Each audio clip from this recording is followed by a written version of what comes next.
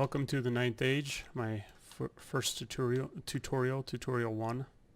We're going to roll some dice and we're going to see how people move. So this is a peasant bowman and we're going to learn about his characteristics or what he can do in the game. There's four types of characteristics. There's one called global, which is what we're going to talk about now. There's one called defensive. We'll talk about that later, and that one's obvious. It's how you defend when you're fighting. There's one called offensive, which is how you're attacking, and there's one called random, which comes in rarely. But today we're going to talk about global characteristics, and there's three of those. There's advance rate, march rate, and discipline. Now when I say rate, as in advance rate and march rate, I'm talking about speed. So the speed of the model when it advances in inches is the advance rate, and the speed of the model when it marches, which means it moves faster, sort of like running or marching, in inches is that number. And discipline shows the model's discipline and ability to stand and fight, or in other words, does he run or not? Does he flee because he's afraid? So first, advance rate.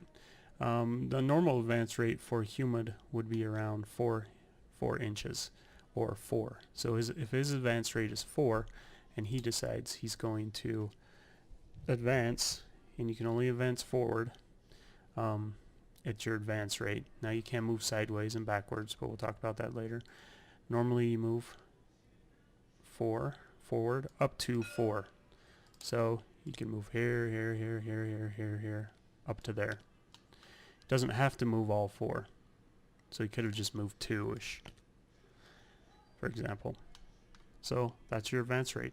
Now march rate is usually a lot faster, sometimes double. So let's say that his march rate is 7. So same thing. He can move up to 7. Now you might ask, well, why not just use his march rate all the time?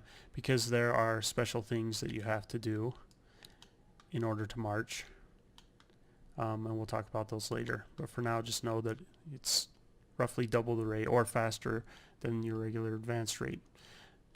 Now the last characteristic we're going to talk about is discipline. Discipline is, say all of his friends died. He has to decide, am I going to run or am I going to keep fighting? This is pretty scary. So he takes a test. And if I roll 2 dice and get a 6, that is, let's say his discipline is 8. That is lower than his discipline, so he doesn't run. Let's roll again. Maybe something else happens, like something explodes. Is he going to run because he's afraid? Yes. And why? Because his discipline is 8, but he rolled a 10, which is greater than his discipline. So, say the explosion is right here, or where the dice are.